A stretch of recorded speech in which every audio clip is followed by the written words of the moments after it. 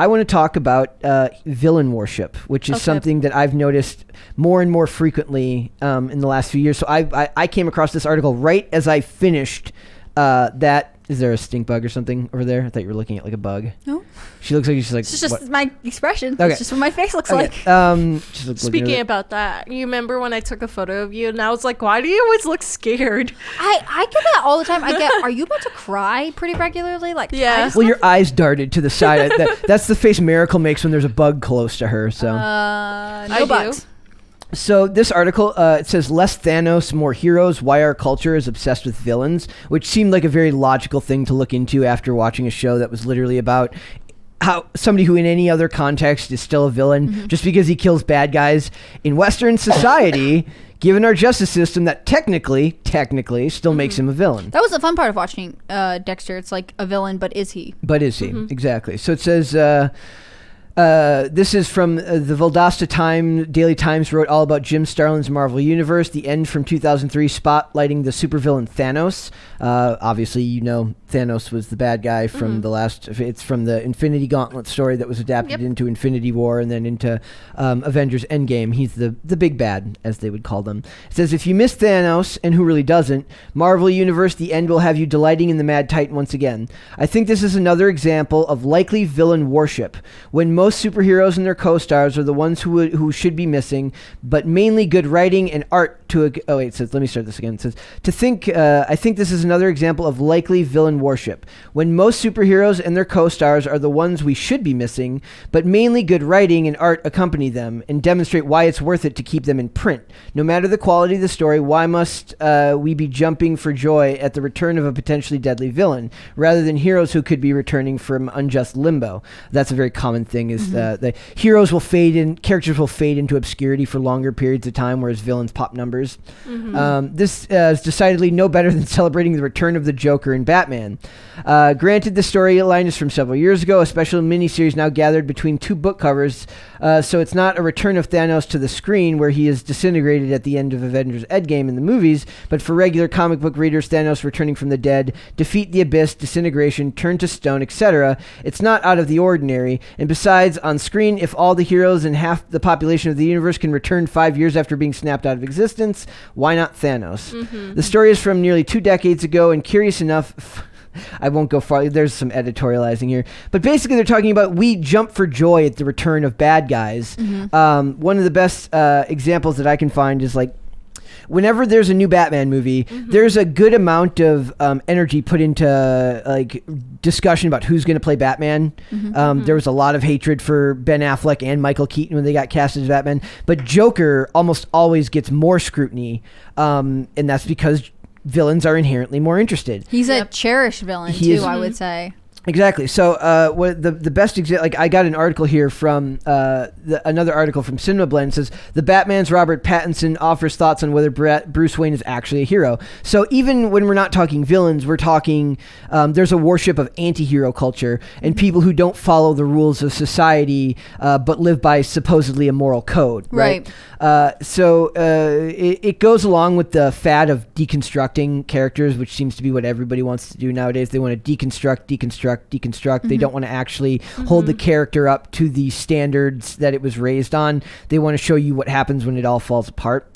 Even a fallen hero. Yeah. Even in the context of Batman and Superman, Batman is considered far more interesting because he colors outside the lines more than Superman, who's considered like a Boy Scout. Right, and he's sort of a reject from society. You know, he lives away and he's dark and he's got this damaged past. Well, and he's also, it's the character Clark Kent as a news reporter is kind of meh, but there's a lot of then Bruce Wayne is a billionaire whose soul is so damaged that he spends his nights beating up bad guys because his mom and dad were killed in 20 years, 30 years ago. I think we're interested because we as individuals can't just, like, if someone wrongs you, you're not really supposed to take revenge. Like, exactly. You're supposed to go to law enforcement. Forgive. One of the most common... Yeah, one of the most common themes that I see in any show that I watch, any type of police procedural, any type of crime noir, is the revenge versus justice. What's the difference? And they always give this, it's always this very like half-baked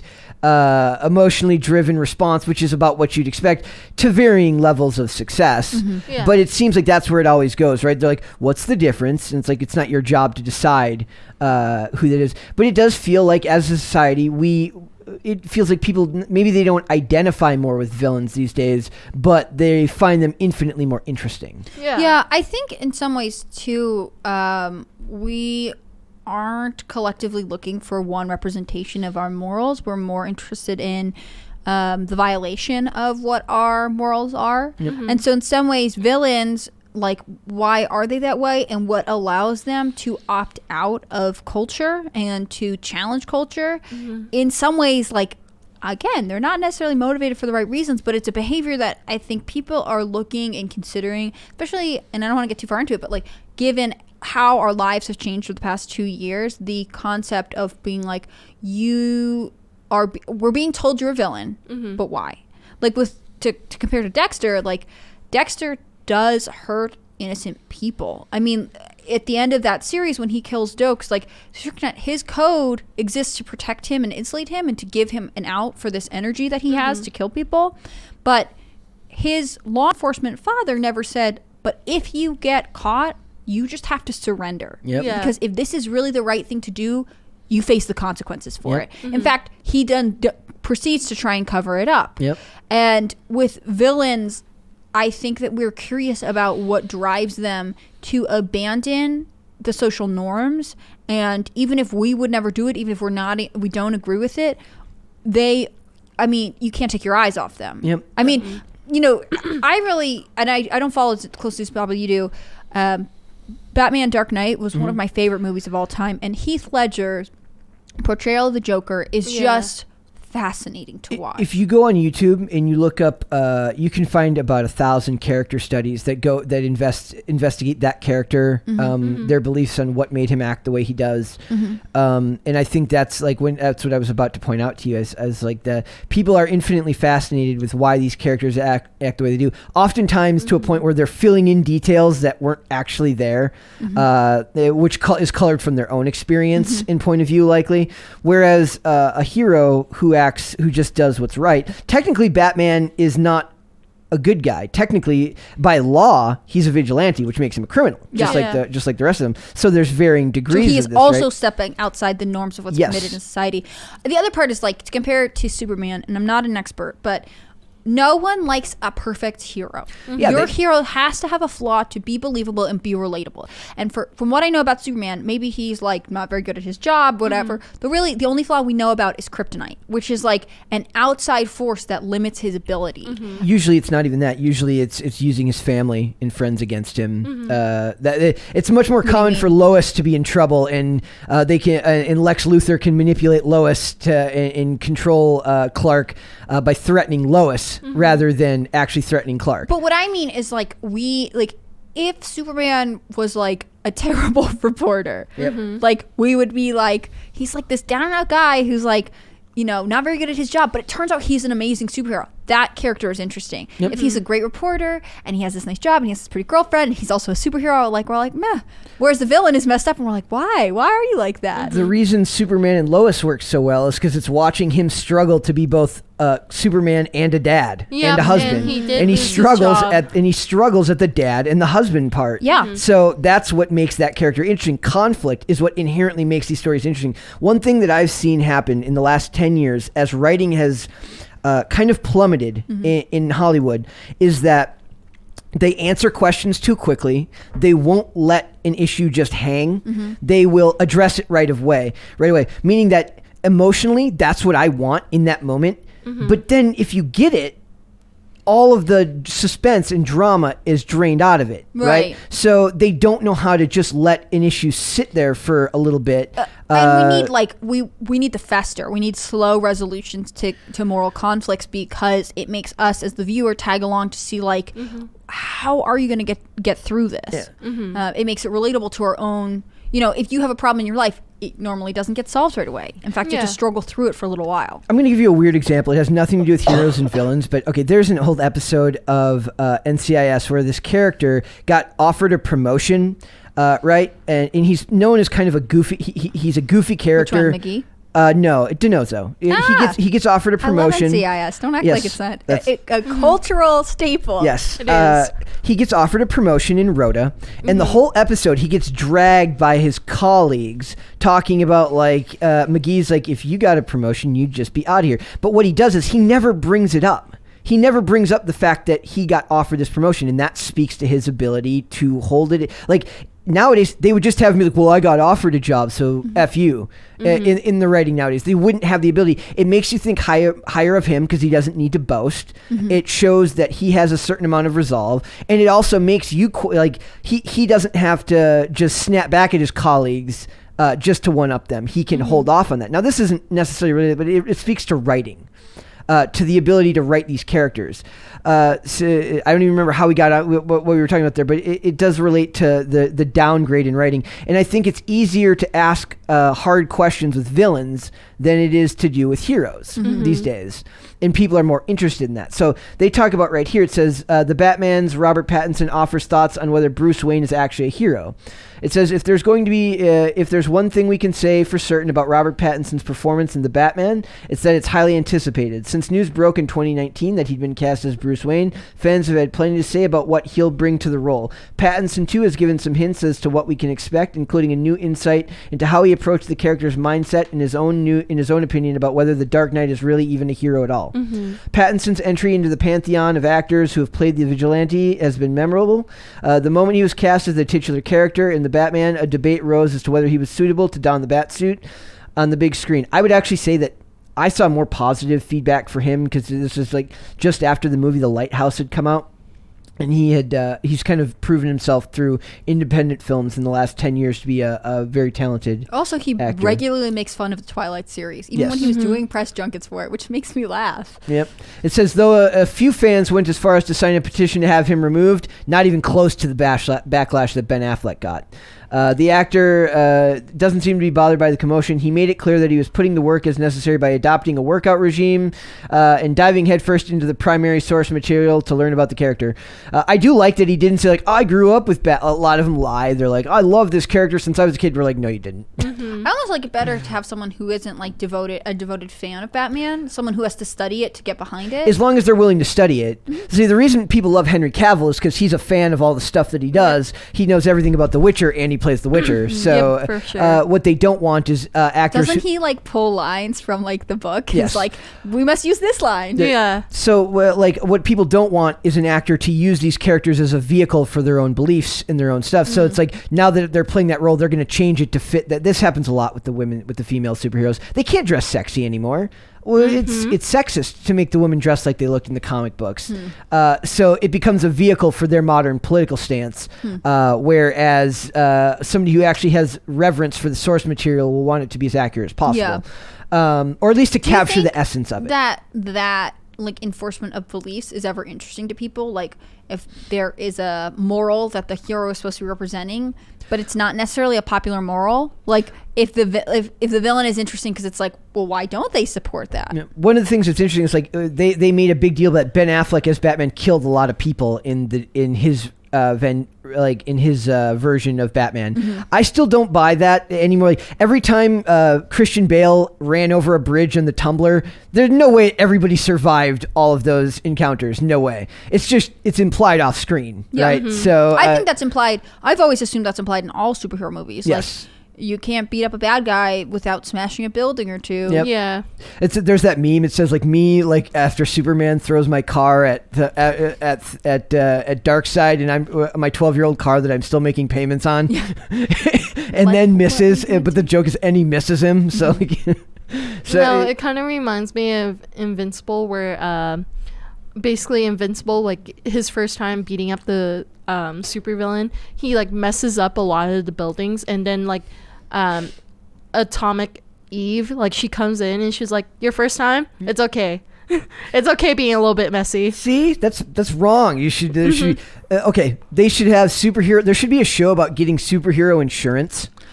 Well, they do that for the boys. I think. I hate to back this up. Doesn't The Incredibles like have a whole thing about how they outlaw superheroes because they keep destroying the city? Destroying the city. They Like, did. yeah, you're protecting us, but like you're also hurting us. Like there's a con. How has Tony Stark did he not develop tech that just prevents the buildings from getting destroyed? Well, that's what Doctor Strange did. Like his Doctor Strange has that spell where they go into a mirror universe where nothing gets destroyed because everything's like moving at the same time. But the boys they actually do have an insurance company that they go through because they're all corporate. And there was a show a couple years ago on Hulu. I forget the name of it. It's a show about the people who clean up after huge superhero fights. That's funny. I forgot what it was called. It was a comedy. Yeah. But can you just imagine those people? They're just out there just like, seriously? He had to throw an Escalade? He couldn't have thrown like a Corolla? Yeah. I don't want to pick up No an Escalade. Civics around for you? There was no smaller car for you to throw at evil guy number one. So are there any villains that you think are more... do you find villains more interesting than heroes? Because... I figured you would. Why you say that? Because me and you tend to have more discussions about the bad guys in these things than we do about the good guys. Okay, well, for me, that's why I like the series The Boys, because they talk about superheroes, but they have a dark side to them. Because imagine you talk about Superman, like, being goody two-shoes, he's perfect and everything. It gets boring. Yep. You need to talk about something else. The only thing people cared about in the last few years with Superman was doing black suit Superman so that they could see him evil.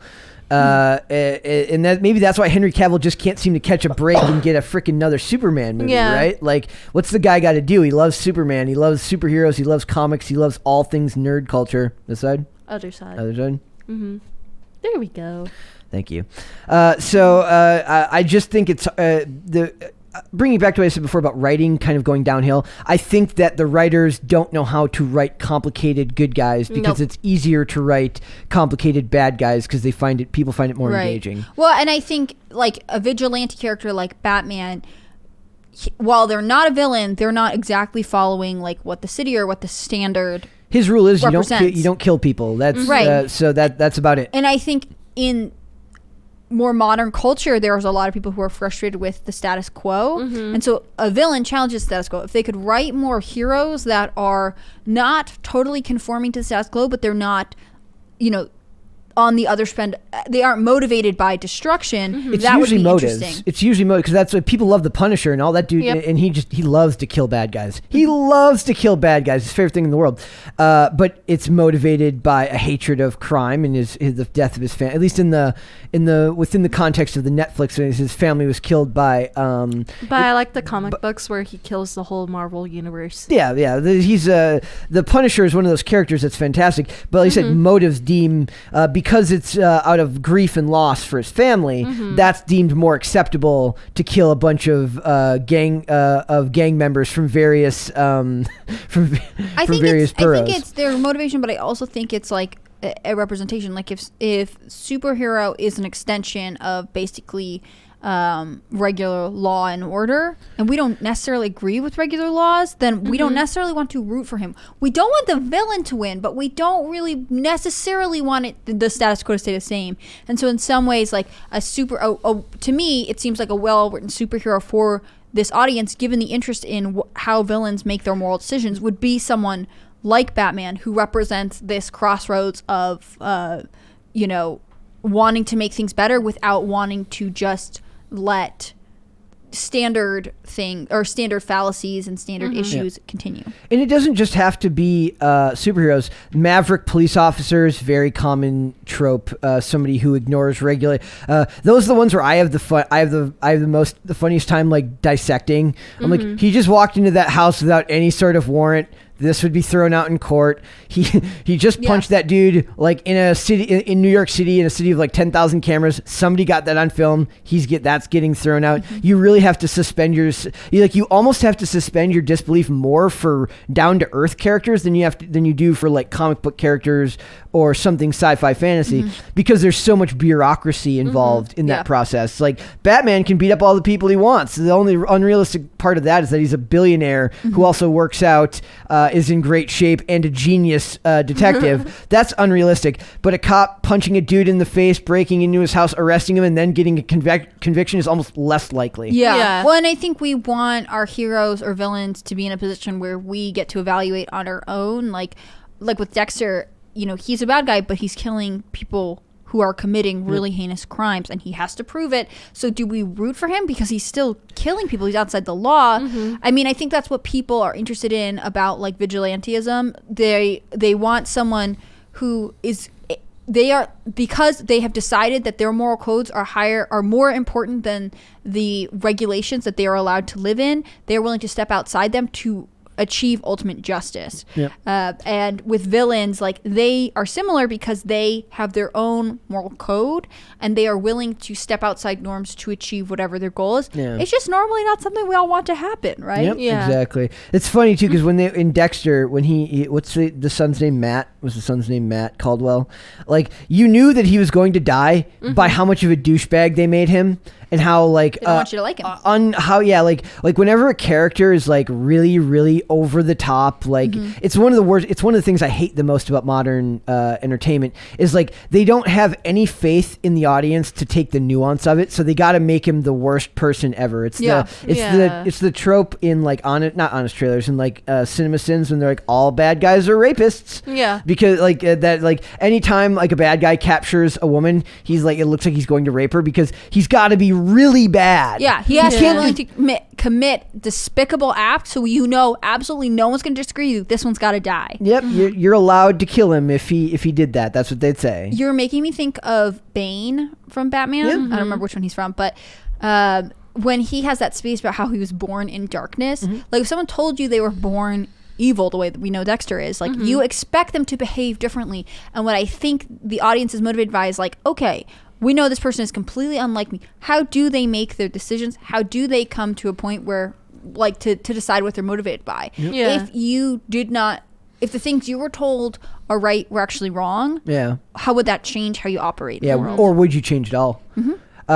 What's funny is they mentioned Thanos, and what they're talking about is complicated villains. So Thanos would be more in line with like Ra's al Ghul in Batman, meaning that they don't want to in Infinity Gauntlet or in Infinity War in the movie, he wants to delete.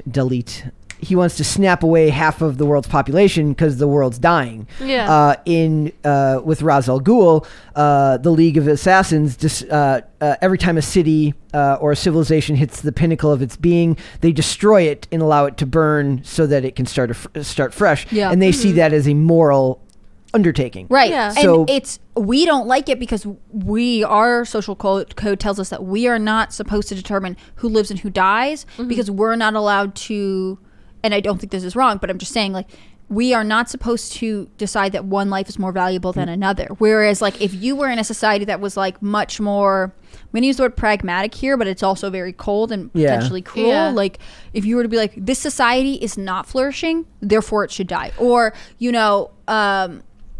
the Man in the High Castle. It explores Nazism and like the idea that like if you are genetically not born, if you're not going to make it, if you're going to be a burden on society, you should die. Like you're not worth feeding. Like that, I don't want to be a part of that. But on the other hand, like you can see where the logic comes from. It just has no empathy, and we are afraid of a world that doesn't have a humanity that values us when we are weak. And that's true. And because people, like, go ahead. No, because like World War II, like the Nazis and also Japanese people, they got rid of a lot of people who were on the spectrum, like autistic, because they didn't see them as very valuable. Which is crazy because now some of the most successful men in the world are on the autism spectrum. I know, but like most of them, they were thinking like more on Down syndrome. Right, and they thinking they would be dependent. They could never care for themselves or contribute equally the way someone else could.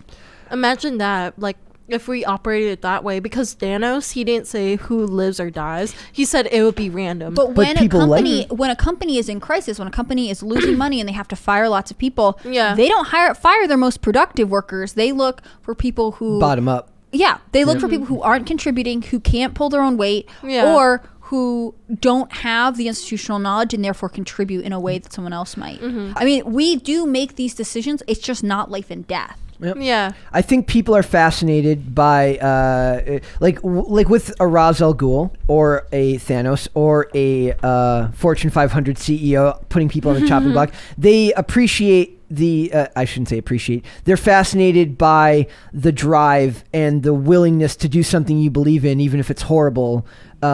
just because that person's operating under a different set of societal rules that they believe. Very few people feel so strongly about things in their life that they're willing to risk not just their own freedom or their life, but the scorn of society, right? Because it's what they believe in, right?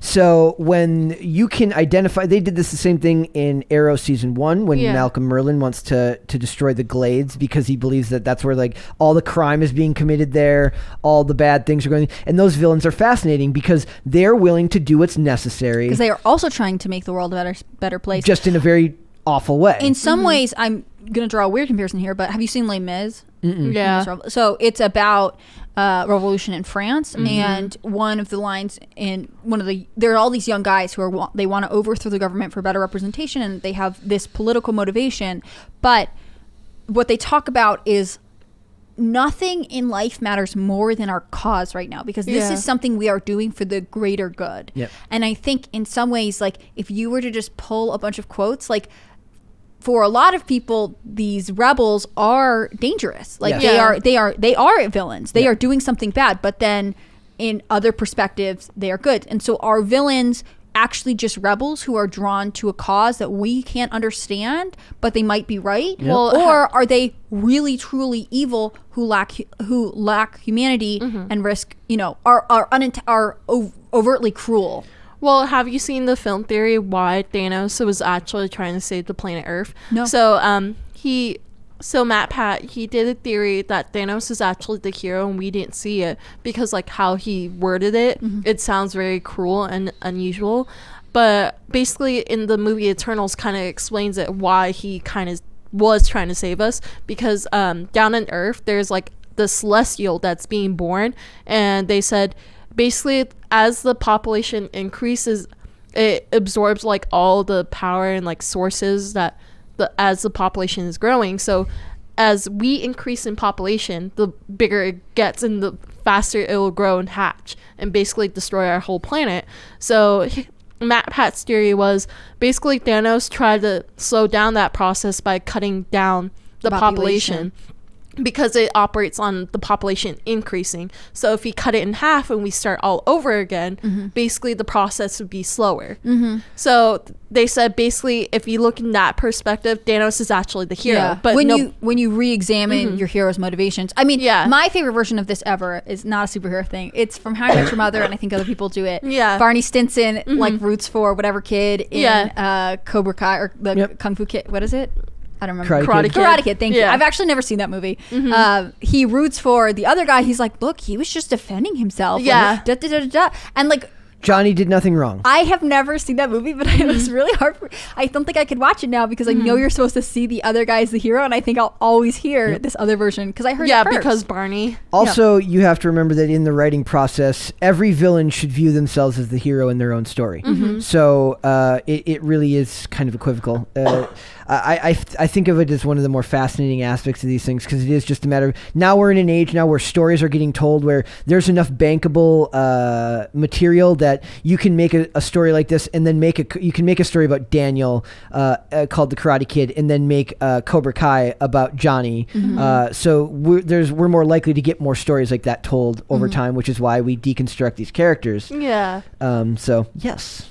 I don't know. It is what it is. It is what it is, and people like villains more because they have an interesting story. End of story. Well, and I think they're written to be more complicated. Is really what it is. Yeah. Yep. People, at least I believe that I do miss the mustache twirling villain from time to time because it makes the story more simple, and sometimes a simpler story is better. I know. But that, as long as you teased you with Jack. I know. I thought Jack was going to be a mustache twirling villain. Really? I was very sad when I found out he was actually but then they made him a good guy by the end, so that was halfway decent writing. Thanks for watching this clip, guys. If you want to see full episodes or follow us on social media, links are in the description below. Bye.